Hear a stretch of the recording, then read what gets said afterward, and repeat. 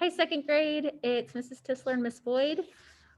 Here in a minute, I would like you to go get out your mystery science journal. Today is day 3, so we are going to be on the page that talks about testing candy. And Miss Boyd and I are going to be the candy testers today. So after we watch the video, we're going to see if we can melt some candy. So the video is going to talk about the sun and how it heats things up and how it might melt certain objects, and we're gonna try to do that today. So we're gonna screen share and watch the video portion of Mystery Science.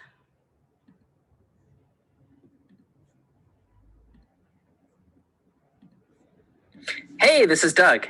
I want to show you something. I don't know if you've ever noticed this before, but toy cars, action figures, dolls, Legos. Have you ever noticed what material they're made of? So many toys today are made of plastic. Why is that? Why are so many toys made out of plastic? Well, it turns out we haven't always made toys out of plastic because plastic had to be invented. Before the invention of plastic, now I'm talking about the time of your great-great-grandparents, their toys were made out of a different material, wood. Some of these toys were actually very nice, but there was a problem.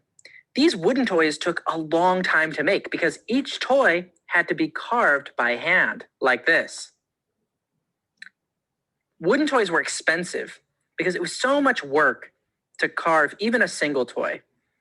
Even a little wooden toy like this might cost an entire week's pay. So that would be like this little toy hippo costing a few $100s. Isn't that crazy?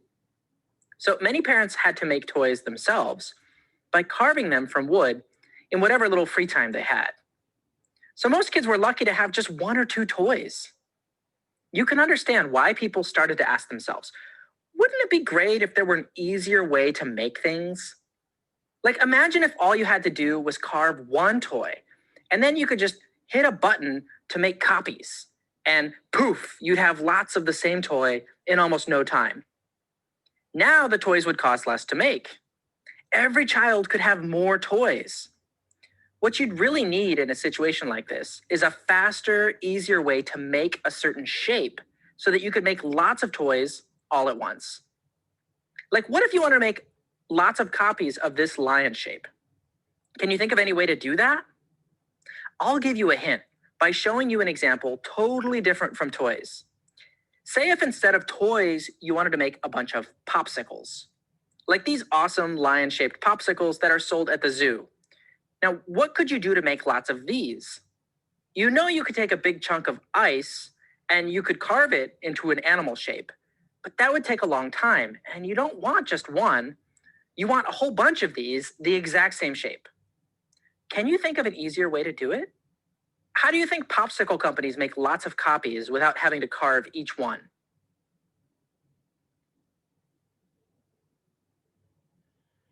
Okay, so you're gonna pause the video and you're gonna think about how do you think popsicle companies make lots of copies without having to carve each one? So you want to make a bunch, but you're only gonna make one. What do you think you could do? And press play when you're done thinking about this or having a conversation with your parent.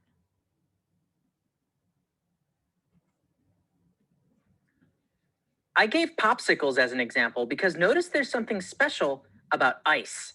Ice is a material which has this property where it can melt into a liquid, like this. Watch.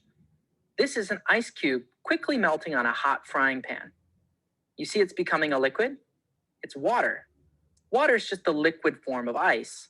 Ice is the solid form of water. Ice has the property of being meltable. Being meltable is a really useful property for a material to have because you can pour a liquid into any shape you want.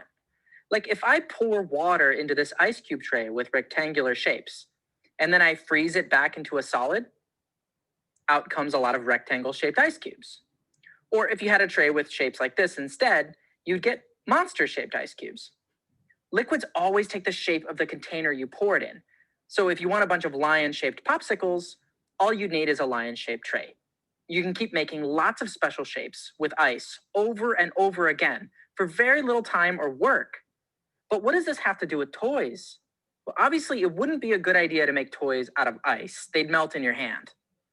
And wood as a material, well, wood doesn't have the property of being meltable. There's no such thing as liquid wood. Remember, most toys today are made out of plastic. You see where I'm going with this? Plastic. Why do you think toy companies started using plastic to make toys instead of wood? What do you think might be so special about plastic? Okay, so just reiterating what he just asked, it says, why do you think companies started using plastic instead of wood? And what do you think might be so special about the plastic? So pause the video, think about it, have a conversation with somebody at home, and then press play.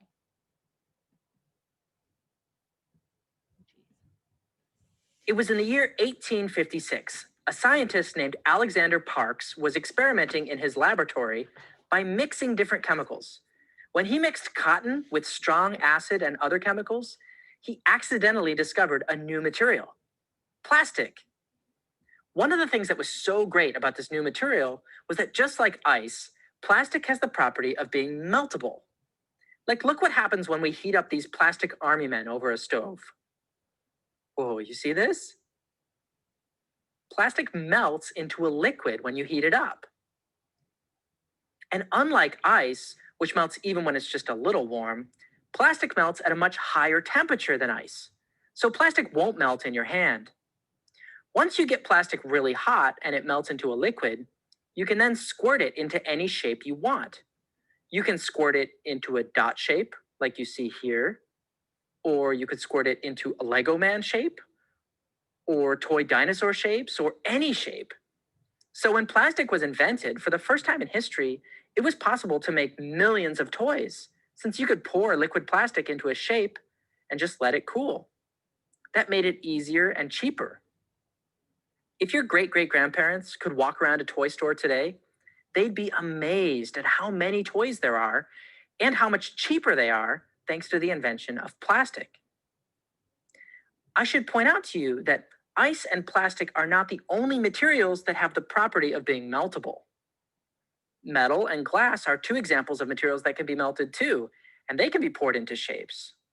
If you want to see some really amazing videos of metal and glass in their liquid form, check out the videos in the extras.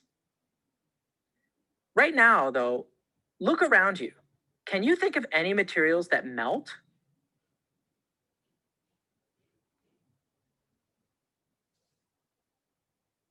Take a moment and press pause and see if you can think of any materials with this property. What else melts besides ice, plastic, metal, and glass? Is there anything around your house that you can see that you think might be able to be melted?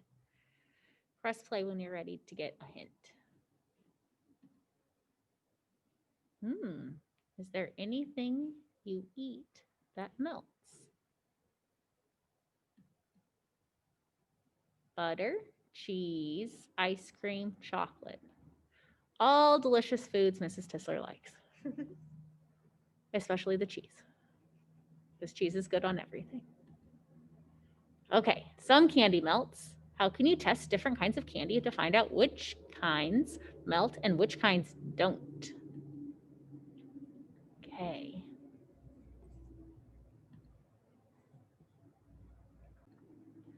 Okay, we're back. If it ended up a little funny there for a second, Ms. Boyd and I went and we boiled some water for our experiment. So we're back. There's about 2 minutes of a video to watch, and then we're gonna show you how we're gonna do our experiment here. So I'm gonna screen share with you.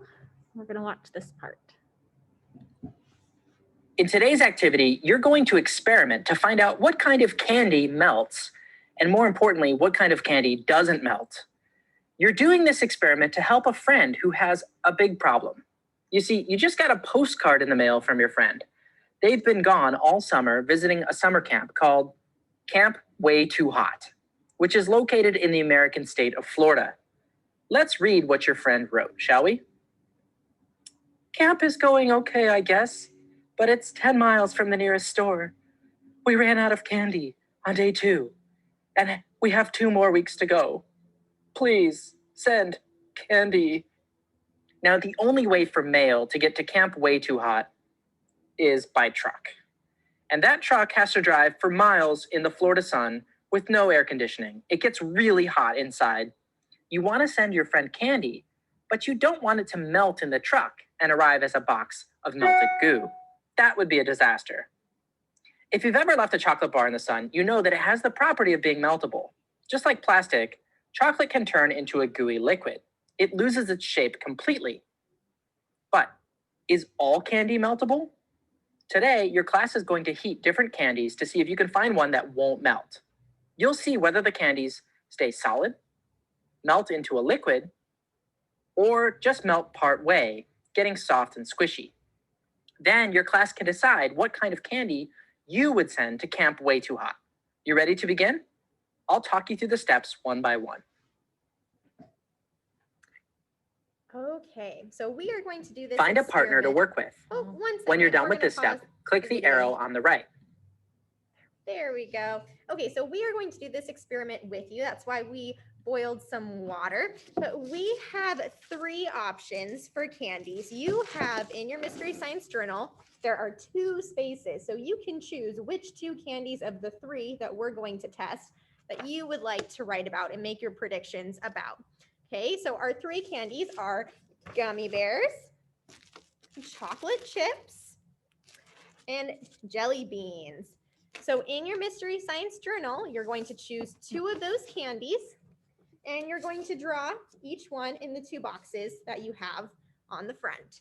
And you are going to watch our experiment and see if it loses shape in the water and what happens with the candy.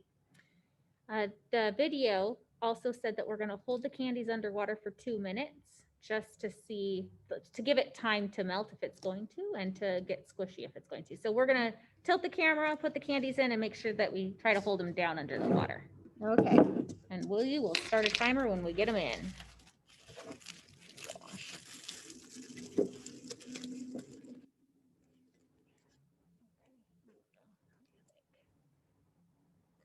Okay, our 2 minutes will start now. So be making your predictions. What do you think is going to happen with the candies? Oh, so this is for after. Do you think that they will melt, get squishy, stay the same?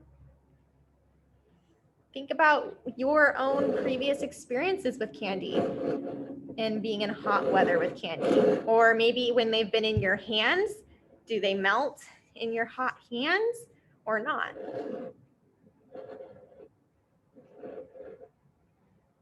Okay, about 1 more minute left. Till 3:30.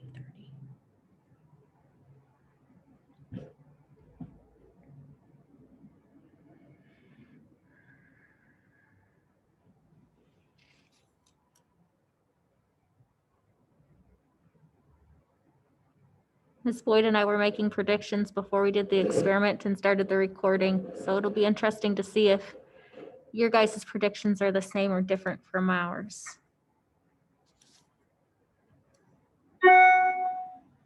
You keep hearing that beeping. My email likes to alert me, and I still don't know how to turn off the setting for it to stop beeping because it also annoys me. Okay, we've got 30 seconds and then we'll pull them out. Yep. Make sure that you drew what candy number 1 and candy number 2 looked like before it went in the water. So you can compare it to what it looks like when it comes out of the hot water. Get paper towels.